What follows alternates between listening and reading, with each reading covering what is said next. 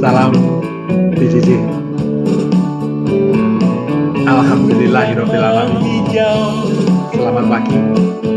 Salam sehat, semangat, cerah di pagi hari ini.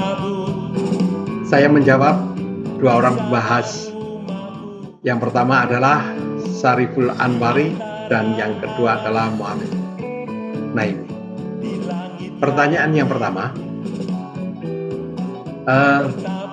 kalau dalam satu lokasi ada dua hama dan penyakit sekaligus yang menyerang, yang pertama adalah hama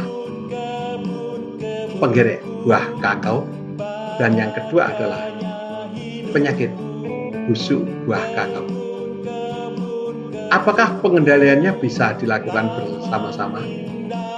Boleh. Jadi untuk penggerek buah kakaonya dengan insektisida dan hama busuk buahnya dengan fungisida. Karena mungkin tidak menggunakan agensi hayati. Ya, kalau mau menggunakan pestisida dan fungisida, ya memang harus segera dilakukan. Karena kedua-duanya adalah hama yang penting dan yang utama banyak di tanaman kakao pada saat kakao berbuah. Pertanyaan yang pertama. Kemudian pertanyaan yang kedua tentang penyakit cendawan akar merah. Penyakit cendawan akar merah adalah penyakit yang cukup sulit bagi tanaman kakao. Apakah boleh? Pertanyaannya, apakah boleh belerang itu diberikan untuk berjaga-jaga supaya atau tindakan preventif supaya nanti cendawan akar merah tidak mengganggu tanaman. Ya. Biasanya tindakan berjaga-jaga itu jarang dilakukan oleh petani. Tapi tidak apa-apa, boleh saja dilakukan. Asal yang pertama, kita tahu bahwa belerang itu adalah sulfur es. Maka benar-benar harus tanahnya tidak berlebihan dengan sulfat. Kemudian yang kedua, harus benar-benar di sekeliling daripada kawasan itu memang sering terjadi cendawan akar merah. Kalau jarang atau tidak pernah terjadi, untuk apa dilakukan pencegahan atau tindakan preventif? Jadi cendawan akar merah itu kalau sudah menyerang itu dalam satu ring, dalam satu kawasan tertentu di mana tanaman mati. Jadi tidak pasti semua lokasi ada cendawan akar merah. Ya, itu kepentingan yang kedua. Kemudian pertanyaan yang ketiga, kalau buah kakao yang baru panen atau buah kakao yang terkena penyakit bagaimana? Maksudnya adalah daging buahnya, ya. Jadi kalau sudah bijinya dikeluarkan, kakao dikeluarkan lalu diolah, lalu daging buahnya ini dikemanakan? Daging buah baik yang kena penyakit atau tidak kena penyakit, ya, sebaiknya berada di dalam kebun. Karena apa? Karena itu juga bermanfaat untuk penambahan bahan organik tanah. Nah, tetapi ada di dalam kebun, tapi harus dibenam ke dalam tanah. Harus dibenam ke dalam tanah. Ya, dibikin lubang, masukkan tanah, lalu ditimbun. Itu selesai.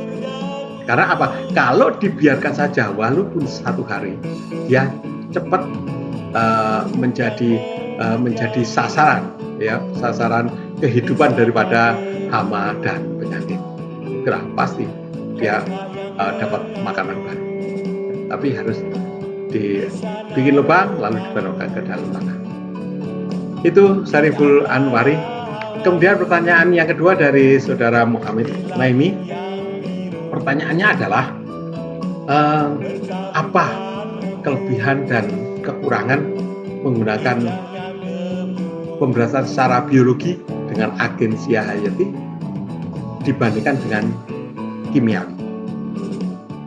Yang pertama, kalau pemberantasan kimiawi itu kelemahannya adalah mengganggu lingkungan.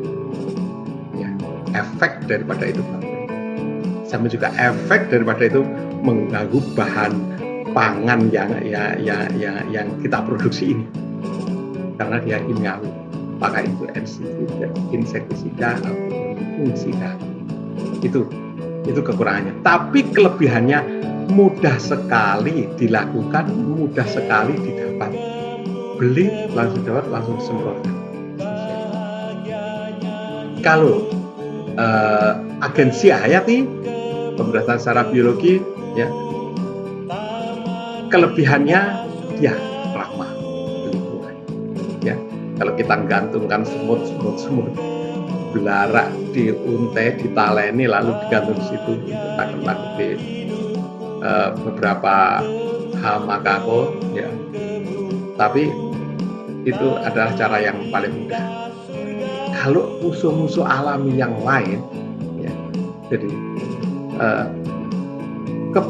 kebaikannya ramah lingkungan, tapi ada kesulitan, yaitu kita berarti harus memelihara agensi hayati itu. Ya, harus ada petugas yang mengajari membuat agensi hayati. Kayak tadi itu semut berarti harus diternak, berarti harus ada sumber untuk pengadaannya. Tapi kalau itu sudah ketemu, maka pembiayaannya juga relatif lebih murah daripada kimiawi. Itu plus minusnya menggunakan. Tapi ke depan harapan kita memang harus agensi hayati, karena kita harus beramah-ramah dengan lingkungan. Kimiawi jauh sekali akan ditinggalkan dan mengarah kepada pemberantasan biologis, jadi musuh alami daripada hama maupun penyakit. Ya. Lalu pertanyaan yang kedua, bagaimana ulat matahari itu asal diketahui? Sebetulnya sangat mudah, ambil insektisida, semprot, selesai. Asal diketahui. Jadi memang harus setiap 2 hari atau 3 hari sekali masuk kebun dan betul-betul mengamati, utamanya kalau di kakao adalah buah. Ya, buah yang harus selalu diamati, karena letak bentuk buahnya itu besar, jadi di situ pasti akan menarik minat daripada hama dan penyakit, karena itu adalah sumber makanan daripada mereka. Ya. Pertanyaan selanjutnya adalah juga terkait dengan cendawan akar merah, itu kapan menyerangnya? Cendawan akar merah itu menyerang biasanya pada saat tanaman sudah dewasa. Ya, jadi keberadaannya tidak kita ketahui, dia berada di dalam tanah, tiba-tiba saja kita lihat tanaman sudah mati. Daunnya mulai dari pucuk, layu, kemudian mengering, terus lalu merembet ke bawah, akhirnya semuanya layu dan akhirnya tanaman mati.